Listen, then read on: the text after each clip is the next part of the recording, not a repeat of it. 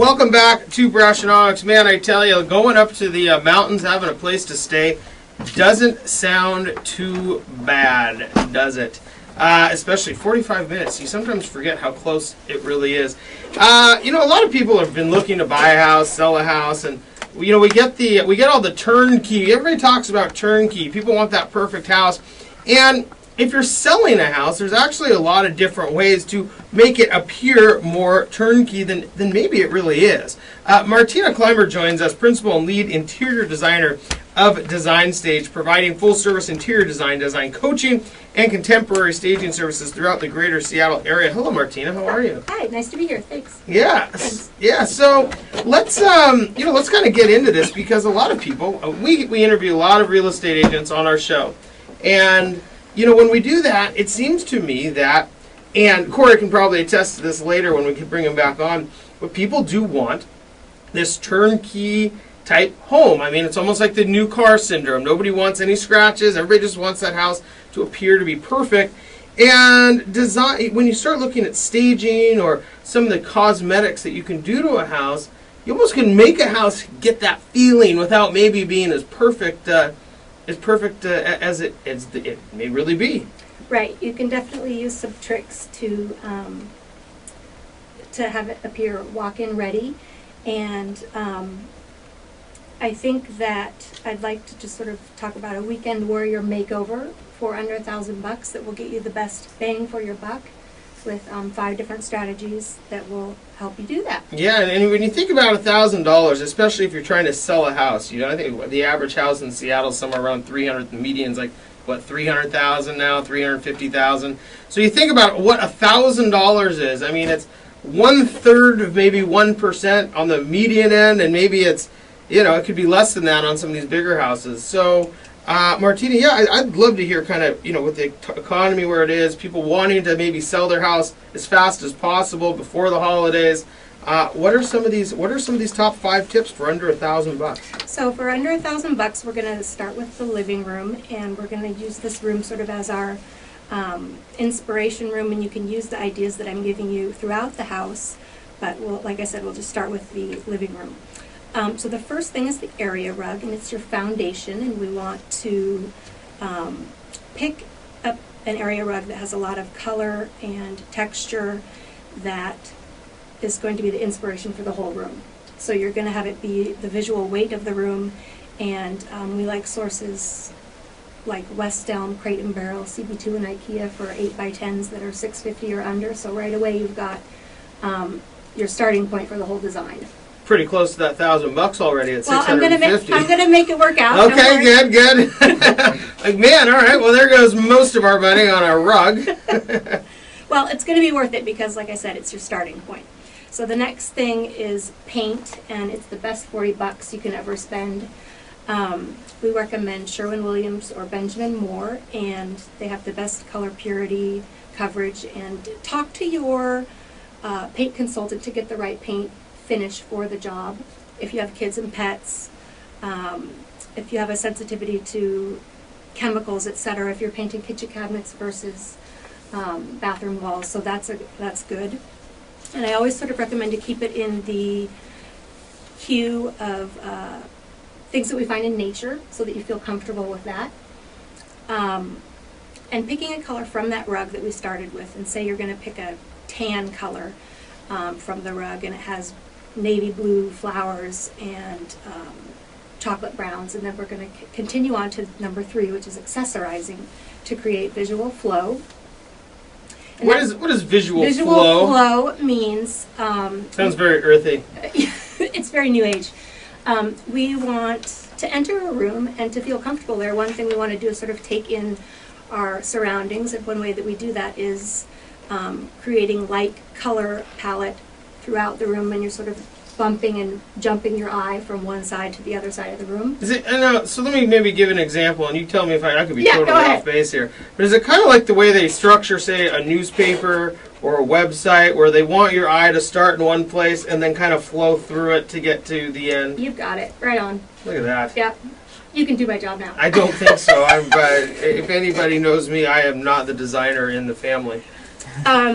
So take that color, say we're using this navy blue and sort of tan color that are in the rug, and we're going to scatter that throughout the room with pillows, throws, a vase, a couple of books that are then creating sort of dialogue throughout the room, and these items are talking to each other. Now these books are not children's books, right? They're not children's books. Well, what kind of books? I mean, Well, leather-bound books, or books that are sort of classier than Cat in the Hat and all the ones that grace the beautiful bookshelves of my house right now? Yeah, those are at my house also. Run Dog Run and all that sort of thing. But sticking with sort of architecture, travel, art, those types of things that are sort of generic and broad-based for anyone who's coming into your home if you're having it staged. Does that create a different feeling? I mean, I just think of art, I think of travel or like Architectural Digest. It makes me always feel like I'm in maybe a fancier place than I really am. Is that purposefully? Or just the way I look at those magazines? I think you want to create a space that allows you to feel special. So if we're stepping up from Dr. Seuss, then yeah, I guess we are. Well, that is way up.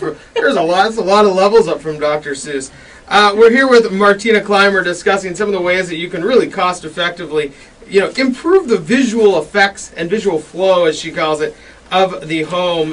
Let's keep going. We've talked a little bit about getting an area rug and paint, and then let's keep going. The right. Accessorizing we piece. Accessorized, and then the fourth thing, which is really super easy and it's quite effective, especially if you're showing a house in the evening or if you just are living in a home that you want to enjoy more in the evening.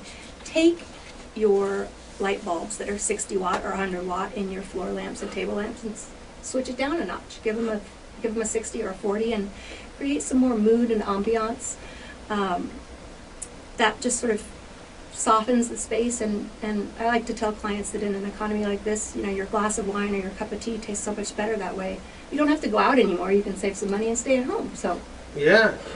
Especially if it's dark enough, you can't even see the label on the wine, so you don't know if it's $2 Chuck or a real nice Pinot Noir, right? Right. So then throw in some candles too, and you never know. Yeah. Keep it simple.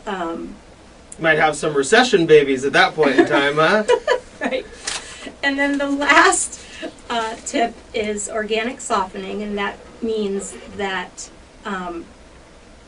don't forget the little details in the space. Don't forget the flowers and the plants and even the trees. And you can go artificial, you can go real. But it's really important to bring some actual life into the room to sort of soften the space. Trader Joe's and Costco have orchids that are dirt cheap, no pun intended, but last a number of months. And then we like Molbach's for quality artificials. And the piece of advice that I have is to spend as much as you can afford on an artificial. So step it up from Pier 1 or Target to the highest level that you can, because you're going to have that piece forever. And if you have a junky artificial flower, you're going to have a junky artificial flower forever. So. Well, it's funny. Nobody likes fake plants. Right. And I don't care who they you make are. some beautiful ones. You will be hard pressed to know the difference, but you're going to pay for them. Yeah, and I'm sure they do. It's just I've never gone, man. I want some fake plants. It just never really. It never feels good to get the fake plants. But I guess if you're saying I also have not fake plant shopped ever in my life. Probably since college when I grabbed the one from Target. Changed. Yeah, the world has changed, and there are some real beautiful ones that like I said, you wouldn't know the difference, but you pay for them. So if you can't take a real orchid, an artificial one would be good. So if you're staging your house, you're saying get something that maybe you're willing to take with you to the next house or next home that you choose to live in. Yeah. Let's go back. We did cover paint. We covered making sure the lighting's there and the softening and accessorizing. But you started with this concept of an area rug, and there's so many different ways. You look at a rug. I mean, I'm looking at a rug right now. It's just gray. I think people wipe their feet on it before they come in the studio. But when you start thinking about the rug, there's some with tons of color. Is that what you mean by that's kind of your beginning point? Does it make it easier to choose pieces around the colors that are already in the rug? Well, my reply would be, first of all, to pick something that you're attracted to, because we want you to love it, and that will be the inspiration point. So if you love it, you're on track. But I think that a little bit of patterning happening and color variation is going to give you a lot of leeway for ways to bring in interior design. So yeah, this gray carpet probably would need to go. Yeah, if you had this great carpet in your house, that's probably in a playroom or something. Yeah. We're here with Martina Clymer. Martina, we do have about a couple minutes left before we go to break. Talk a little bit about the kind of different parts of how you help people do this, because if you asked me about the gray carpet, I'd be like, great, it will match some of my other gray stuff. Or, as my wife would say, and people on this who listen to our show know, mine would all be matched with Seahawk colors all around, which some people may not find as attractive as I do. But what do you mean by this? The full-service interior design versus the design coaching. How does that differentiate? So we have different sort of tiers of services that we offer at Design Stage that are priced differently and offer different end results. And full-service interior design is sort of your traditional interior design with working with a professional interior designer, where we offer trade-only resources that you can only get while working with an interior designer or architect. And these are things that are found at the Seattle Design Center or other showrooms or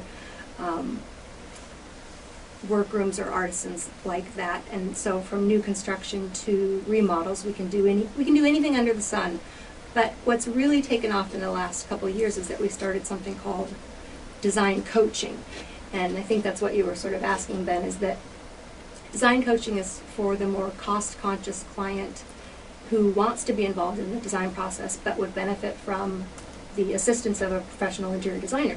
And so we work with you to create a custom design packet and walk you through what pieces from retail sources, so that's the difference, from retail sources to order, so that then you can go implement those purchases when your budget and time frame allow. And we're there for hand-holding when you get lost or fall off the path. So that's coaching. Fall off the design path. And then we also offer staging to homeowners, realtors, and developers throughout Greater Seattle.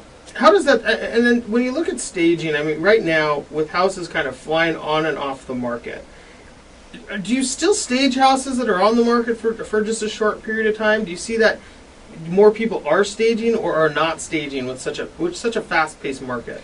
It's even more important now, I think, because to stand out, you only get that one chance to make the first impression. And with the MLS and just people driving by, we've actually had a pickup. One might think that over the last 4 years we would have a decline, but we've had a pickup. And so I think people are realizing the true importance of staging. Yeah, from people we've talked to, when you get into that staging process, it actually, people start looking at the couch and how the house makes them feel versus maybe the electrical outlet that has a little chip on the corner of the plastic cover or whatever it may be. And I like to see when people have actually sat down and had a conversation in the sofa with, in the lounge chair. And so it means people are actually sort of seeing how their life will be in that space. So I think that staging is really great for helping to envision that. There's probably some good psychology around it, isn't there? Yeah. Martina, thanks so much for joining us. We do have to go to break. Again, Martina Clymer with Design Stage. When we come back, we're going to keep Martina around. Corey Brown's going to join us, as well as Heather Moore, and we're going to discuss more about what's going on out there. We'll be right back.